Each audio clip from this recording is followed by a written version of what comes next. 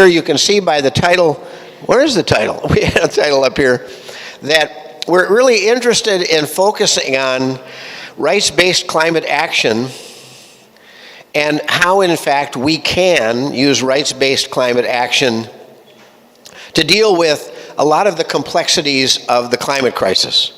And I want to show you something before I introduce my colleagues from Pakistan who have a presentation for us.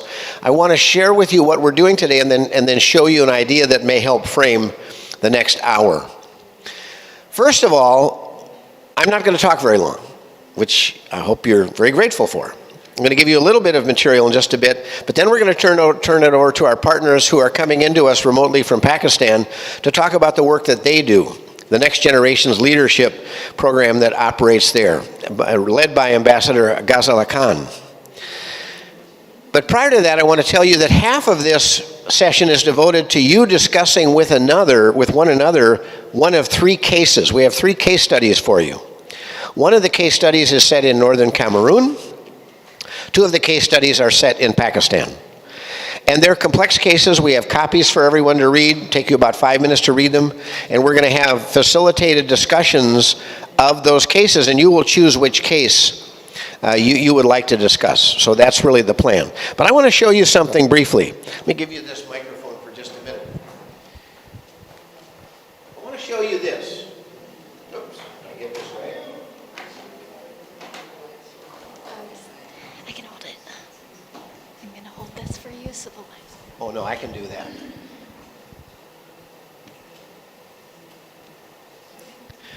I've been working in the environmental conflict arena for over 3 decades.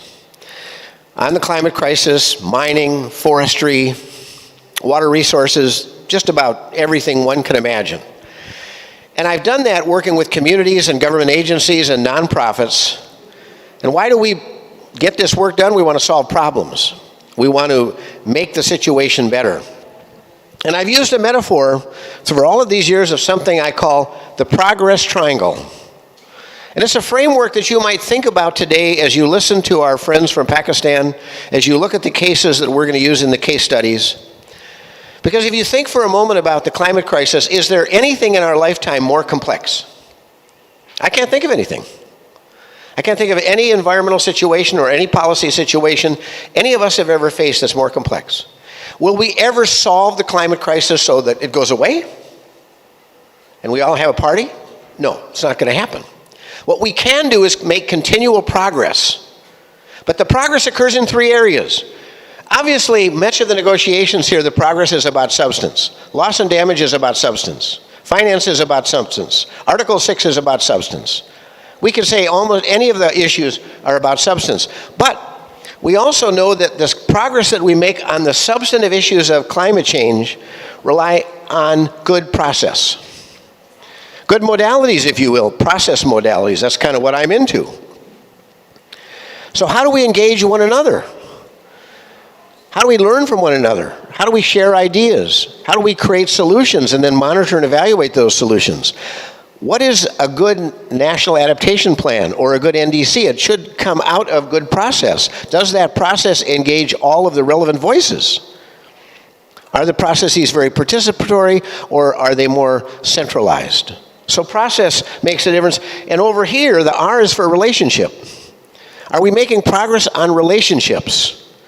Do we trust one another? Do countries in the global south trust countries in the global north? I come from the United States. Quite frankly, a lot of people don't trust my country when it comes to these negotiations. So this is a foundation for this. It's like an iceberg. If we don't pay attention to the relationships that we develop, how we can work together, and that gets us right into, if you will, rights-based climate action. If we don't deal with good process, the likelihood of our progress on substance is going to be impacted in a counterproductive way. I use loss and damage often as an example. Loss and damage for me was clearly about substance, but it was also about respect. It was also about an acknowledgement that developing countries simply don't have the resources that developed countries have to deal with catastrophic events. And there's an aspect of that that's very much a part of respecting our fellow country persons, if you will. And we know process matters. So that's my little talk to set this up. As you think about rights-based climate action and think about progress on all three areas, and you'll see when we get to the cases, we've proposed some discussion questions, and there'll be a P or an S or an R after every one, which kind of relates the question to some aspect of the progress triangle. Those are my comments. Want to thank you very much for being here, and let's turn things over to our colleagues from Pakistan, led by Dr. Ghazala Khan and the Next Generations Leadership Program, and they're coming in remotely, and I'm going to move this out of the way so you can see the screen. And again, let's see if we can bring them in, and they're going to give us a presentation on some of the issues that they're working on in Pakistan. Thank you.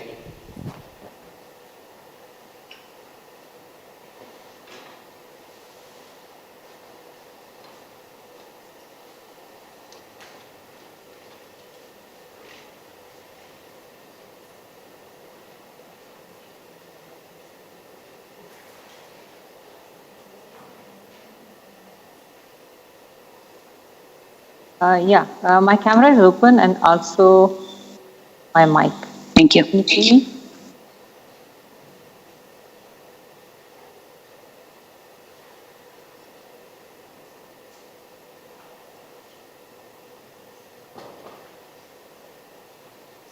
Go ahead. Okay. Ladies and gentlemen, esteemed participants, distinguished guests, and fellow advocates for climate resilience and for global health. A warm welcome to the joint session of Mediators Beyond Borders International and the Next Generation Lead. So today we together, not only as representative of our organizations, but as voices united in our commitment to address the urgent challenges posed by climate change.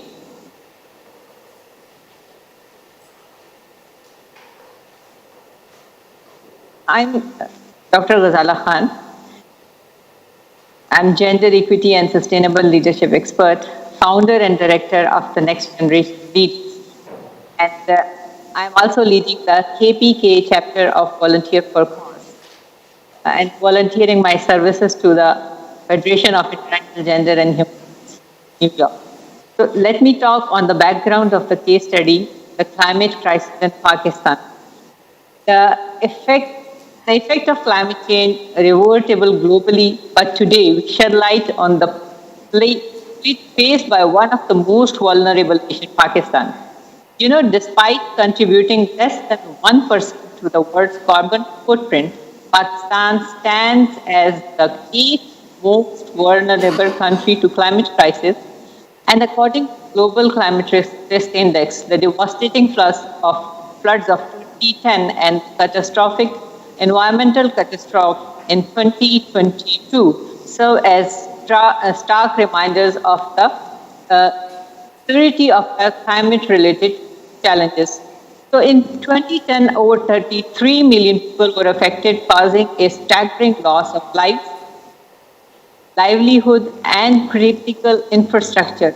The livestock industry suffered, homes were destroyed, and bridges collapsed, leaving a lasting impact on communities across 90 districts.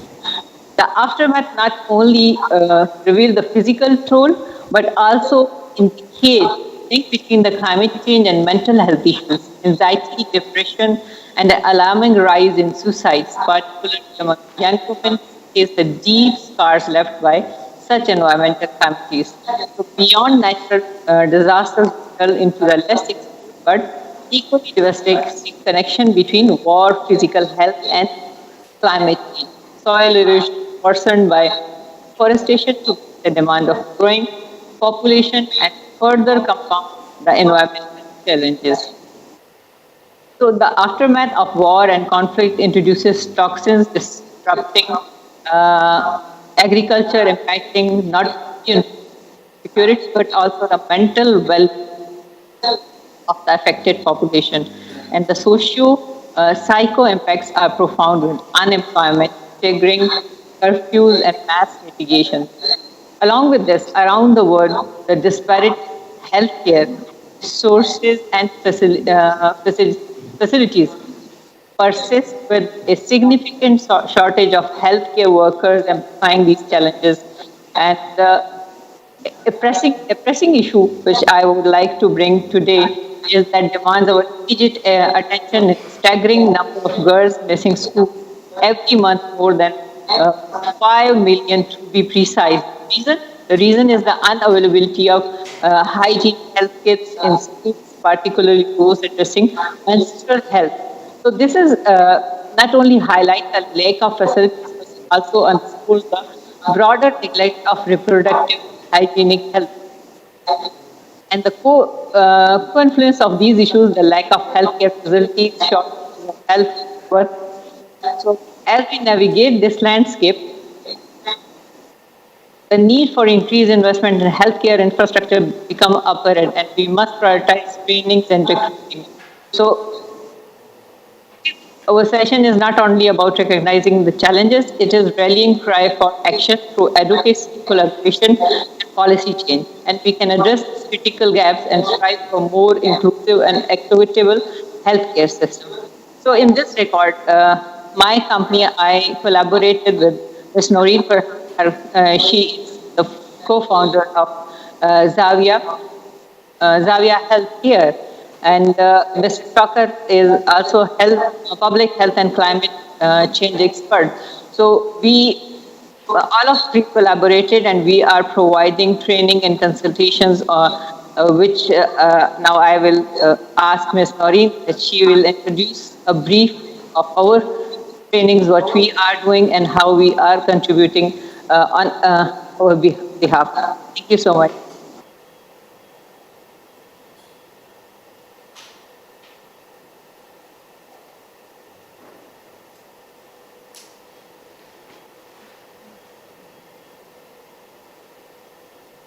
Yeah, Noreen, please share your screen and introduce yourself.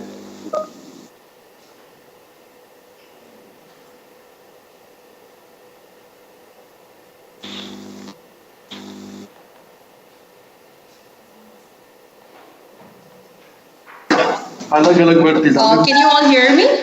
Please just go ahead. Can you all hear me?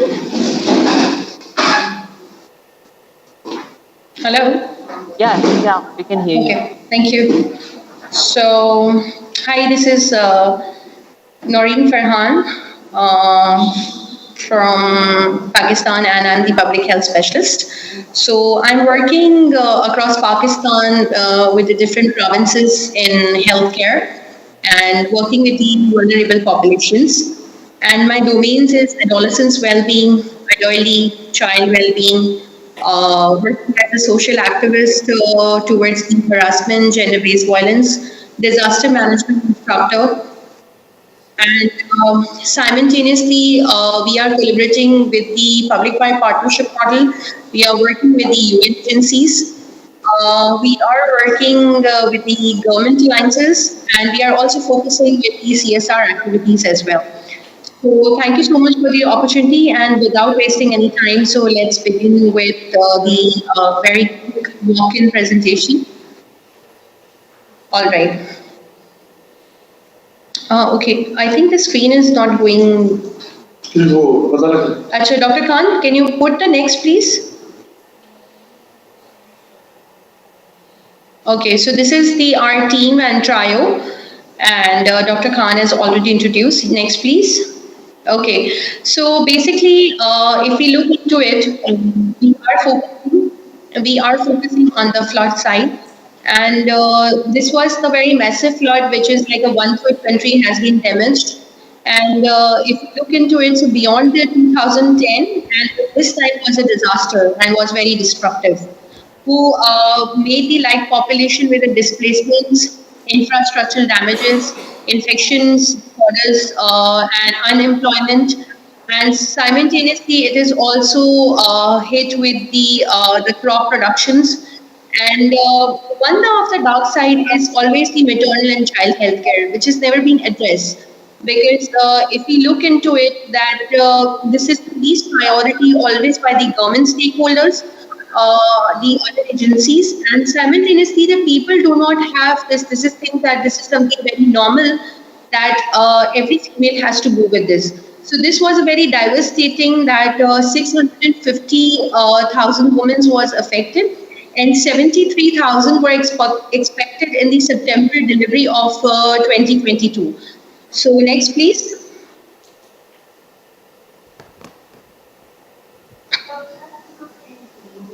Okay. So these could be the reason behind that which has never been addressed. Sexual and reproductive have remained being taboo in Pakistan, and the woman is always been the least priority, and children, because these are the two vulnerable populations which needs to be looked after. साथ ही साथ में if you look into it, so the women are always being treated with a pleasure and drug machine. There is a low literacy level. There is a wide range scale of the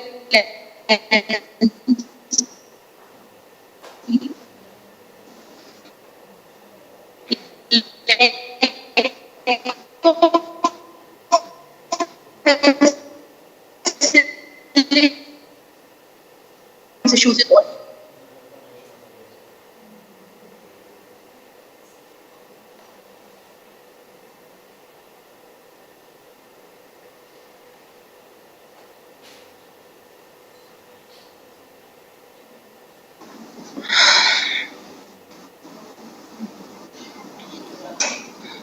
All right. So can we have a next slide, please?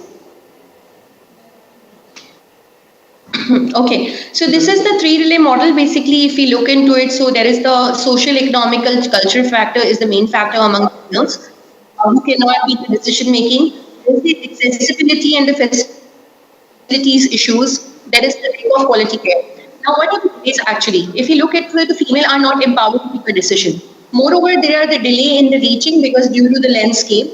And moreover, the people are not qualified. They are the hawkers and they are the untrained people, unskilled workers in the females. So next, please.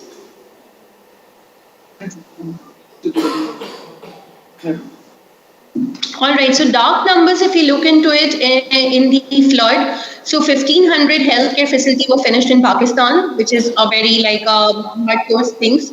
More than 5 million girls do not go to school every month due to periods.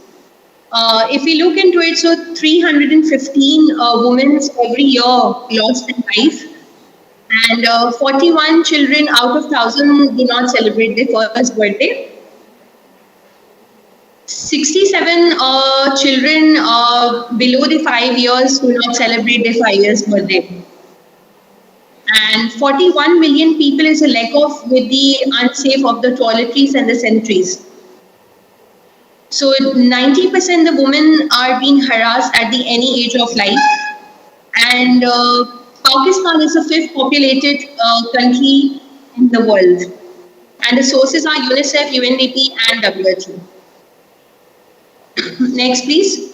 All right, so how we are addressing the gaps, if we look into it. So the next generation leaders, Zavia and Volunteer for Cause, how they are working together. Next, please.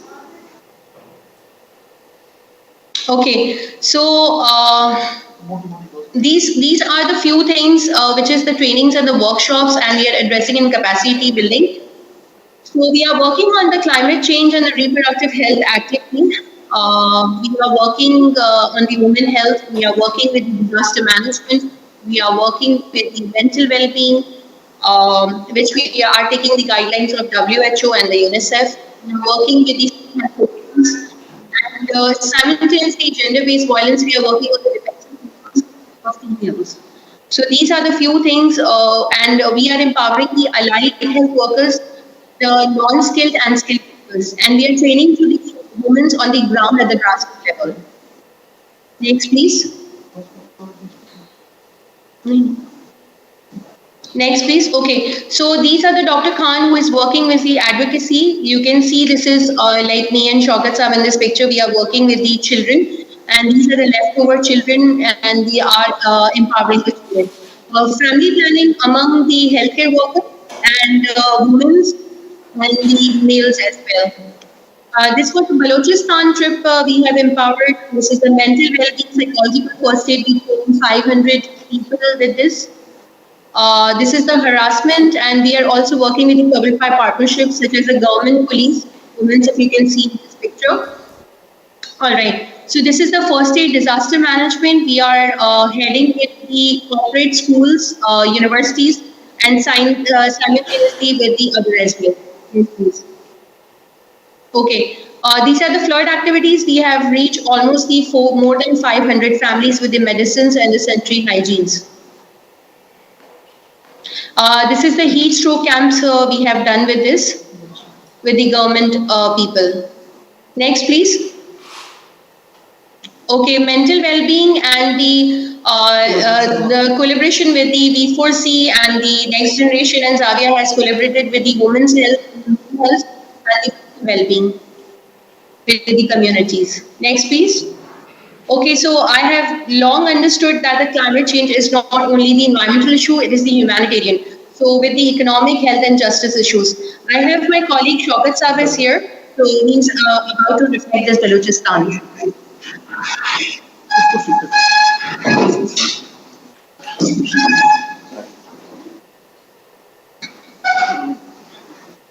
Hello and have a good morning to everyone.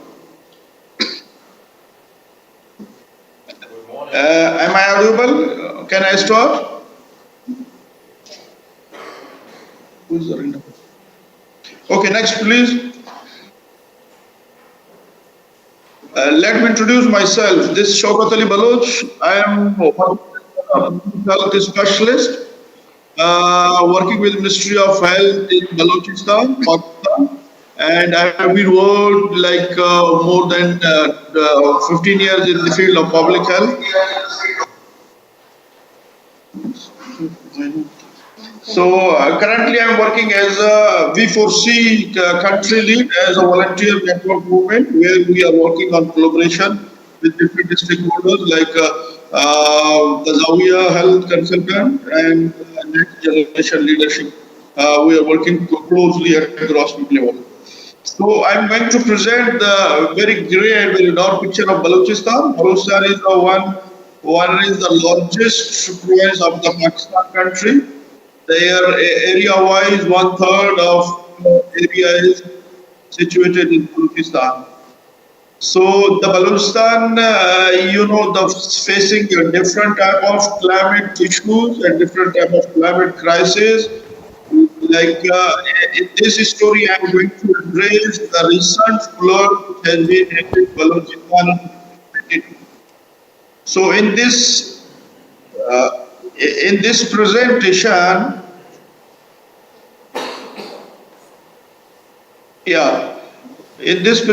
I'm going to highlight the effects and most vulnerable areas of Balochistan. Like if you look at the data, the losses and damages of Balochistan recently faced the very the level of the catastrophe locked in the magnitude it has unveiled the administrative efforts of federal and provincial level. The early warning system is affected big on them.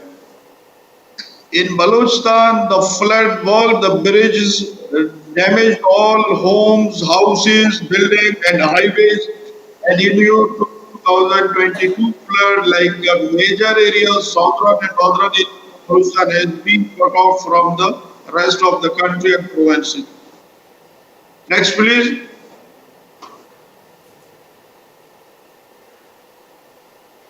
Next.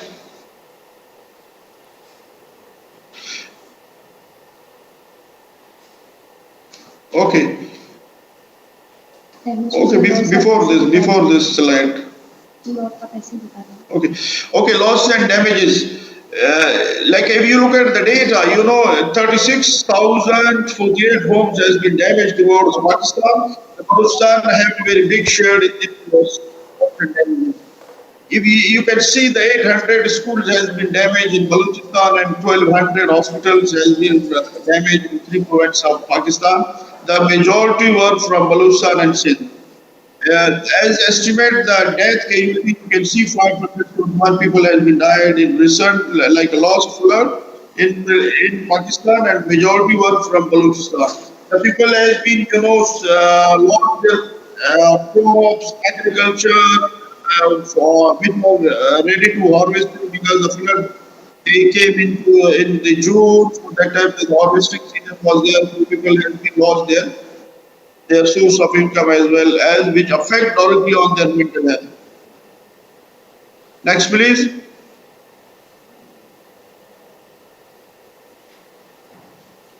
Okay. B4C is working on collaboration with like a national level networks. Like the best example, like the next leader generation, Zawi Health Consultant, as well as we are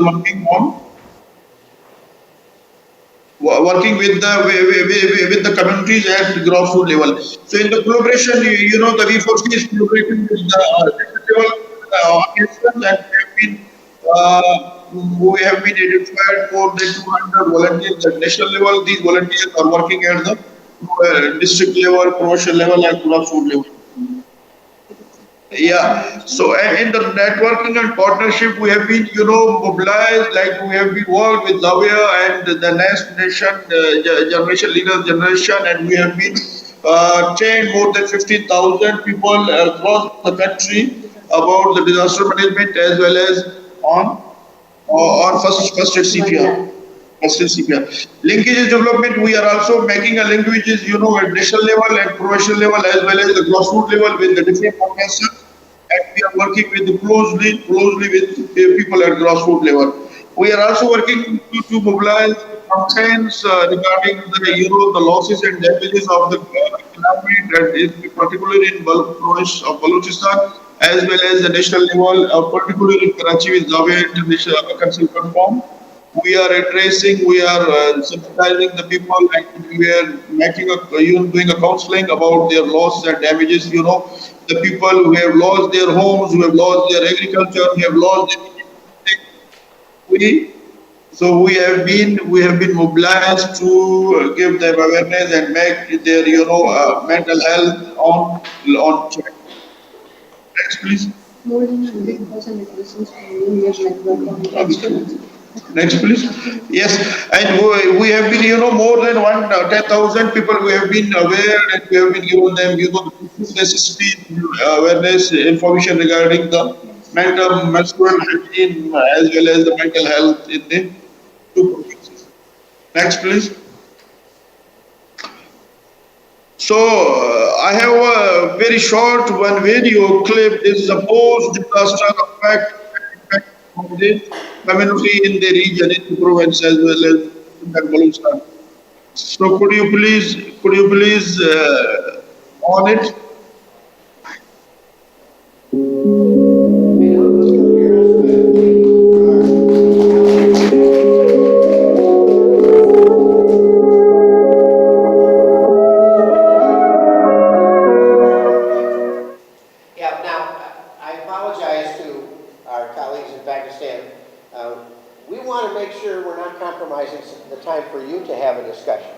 So what I'm going to request, you're going to find this, I've got cards here, I'll share with you how to use those index cards, and we'll find a way, if you're interested in watching that video, that they can send you the link. I always forget about the microphones.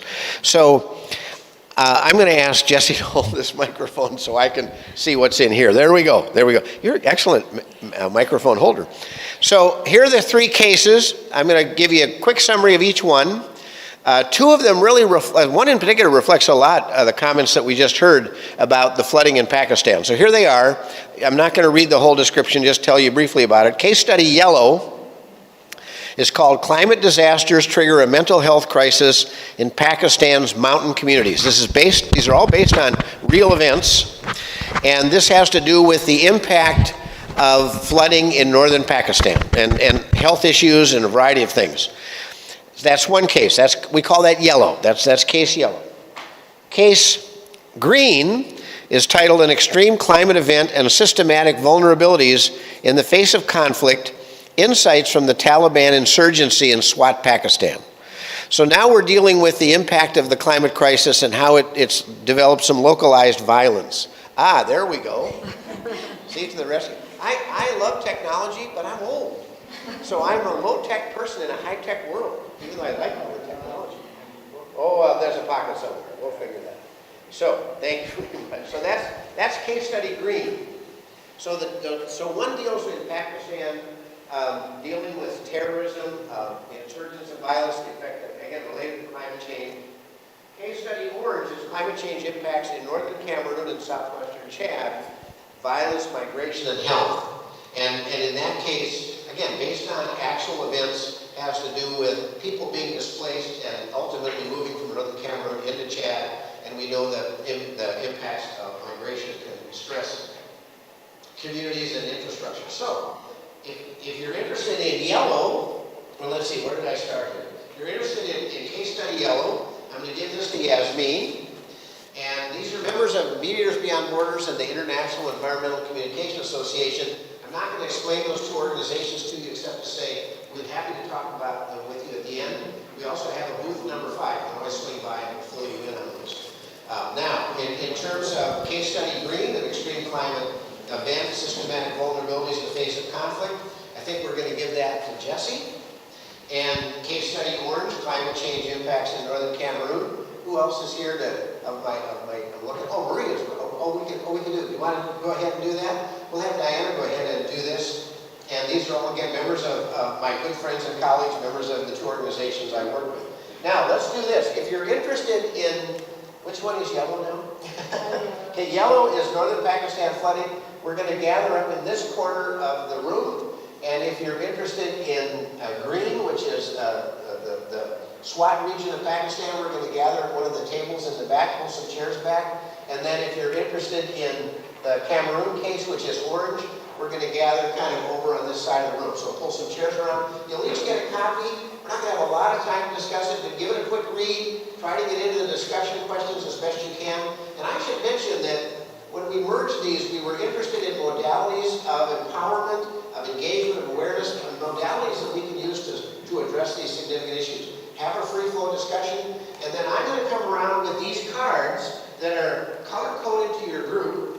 And if you have questions or comments that we don't have time for, or you'd like to send to either our colleagues in Pakistan or get to us in MBBI and ICA, go ahead and fill that out.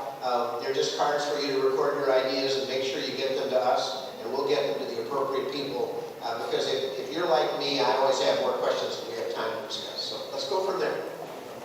All right, thank you, everybody. Let's have a conversation.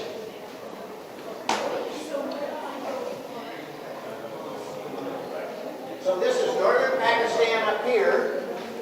This is the SWAT region back there, Pakistan. And this is, over on this side is northern Cameroon and Chad. And again, these cases are all based on real information. And I gave you enough copies, hopefully, for everybody. Give it a quick read.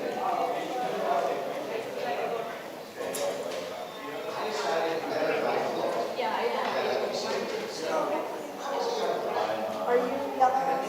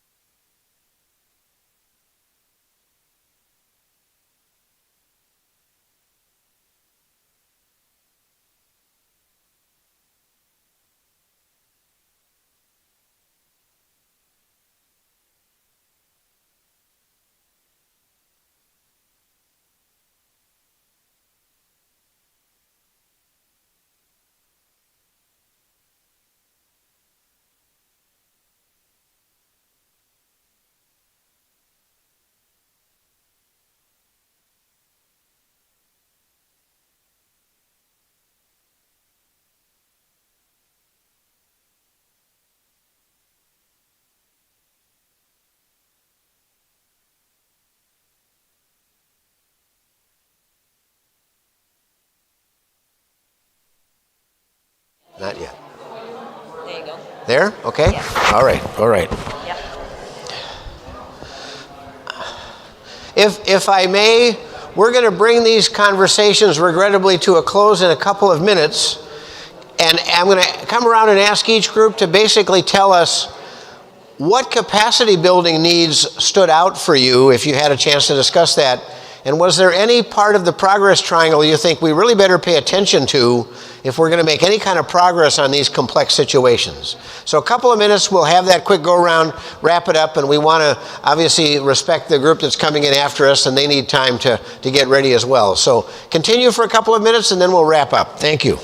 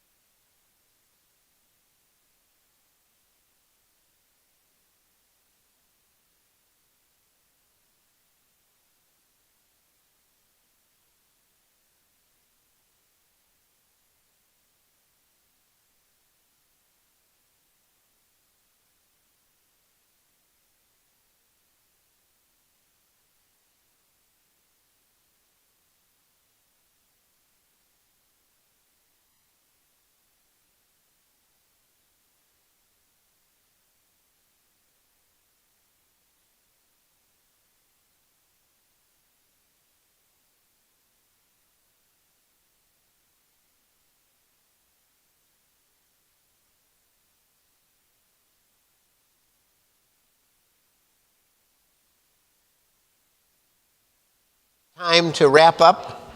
So what I'd like to do is ask, and it could be our facilitator, it could be a member of the group, no real formal report.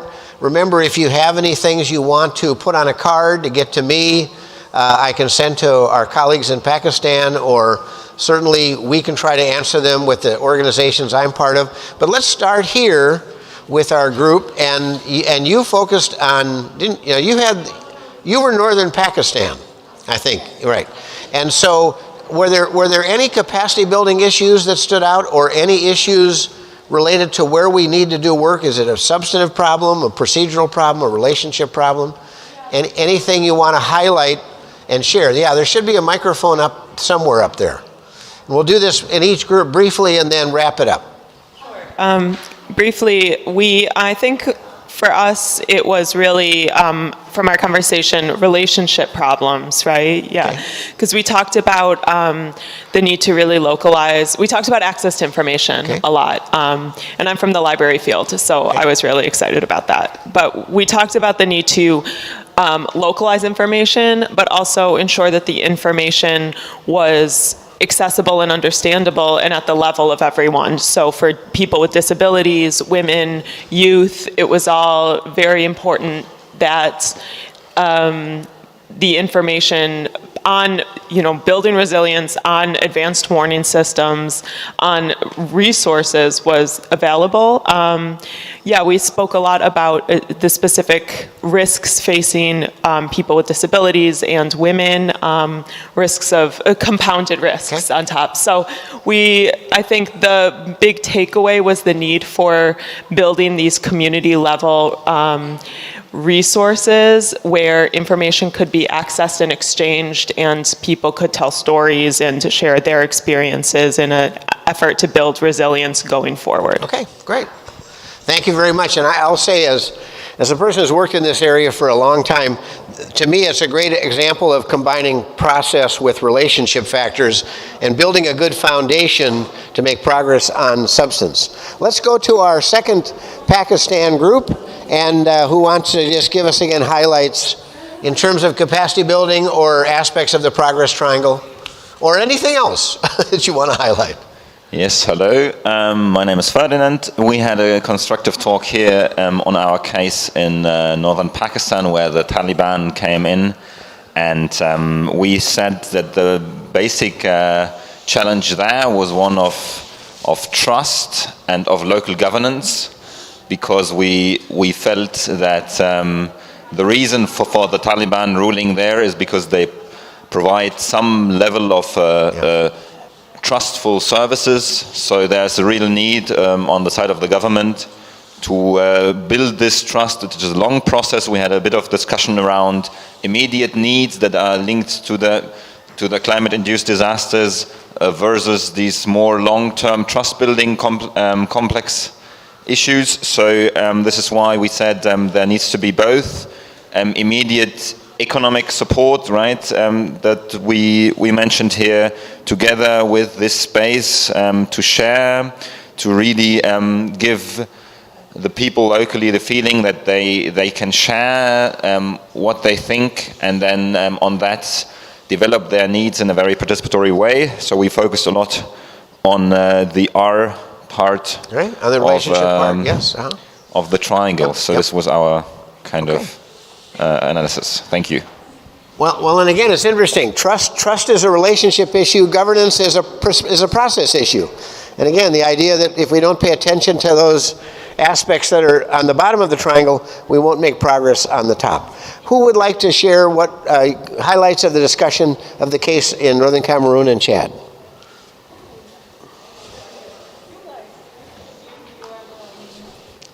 The power of the microphone.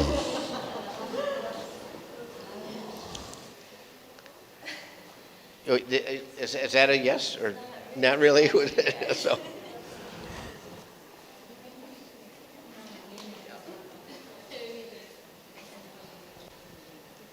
Give us a shot. Give us some highlights. Thanks. Just give me the cards. Yeah, thank you very much. Our case study was Cameroon, and the biggest challenge, of course, was water security. And we identified capacity gaps. First of all, in addressing the extremes of the water security, that is the drought, as also well as the flooding. So that was one of the issues, and then also the issue of finance was also one of the gaps that we identified within our case study. And we also advocate for building local solutions in addressing the impacts of climate change, and then also capacitate them to be able to respond and adapt to some of these extreme events. So by and large, that was what we had discussed in the group. Yeah. Very good. Well, thank you all for participating in these discussions. These cases are complex, but we know that reflects the reality of the climate crisis, that climate crisis is not just a single issue, it's multiple issues, and it's also very local. I mean, and one of the things that we might think about from a capacity building standpoint and the idea of human rights related to climate action is that where the action is best taken. It may not be in a centralized government initiative, but it might have some effect. But if we don't pay attention, certainly to local communities and local voices, we might not make the kind of progress that we need to make. And it's interesting to me that, again, a lot of the comments focus on how do we make sure we have good process and good relationship building in order to tackle the issues that, if you will, are at the top of the waterline above, if you take it like an iceberg, above the waterline. So thank you all. Thank you on behalf of our colleagues in Pakistan, as well as Mediators Beyond Borders International and the International Environmental Communication Association. Thanks to all of my friends and colleagues who have facilitated these discussions, but most importantly, thanks to all of you for being here and participating in these discussions. Thank you.